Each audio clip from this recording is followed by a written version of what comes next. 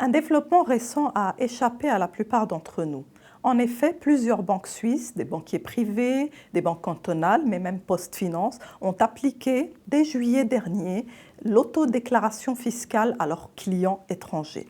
En d'autres termes, tout client nouveau qui vient ouvrir un compte dans ces banques est obligé d'attester de sa conformité fiscale dans son propre pays et aussi d'autoriser la banque suisse à transmettre des données concernant son compte à l'étranger. C'est du jamais vu que la Suisse est aujourd'hui le seul pays au monde à pratiquer des mesures aussi extrêmes, de déclarer, d'obliger leurs propres clients à se déclarer auprès de leur fisc sous peine de ne pas ouvrir de compte.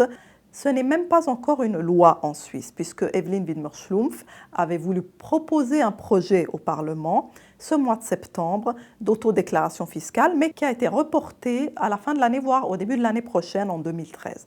Donc, dans le fond, les banquiers suisses sont aujourd'hui dans une situation où ils ont appliqué des mesures de conformité fiscale à leurs nouveaux clients étrangers sans même en être obligés, sans que ce soit une loi ou une obligation légale. C'est réellement la fin du secret bancaire.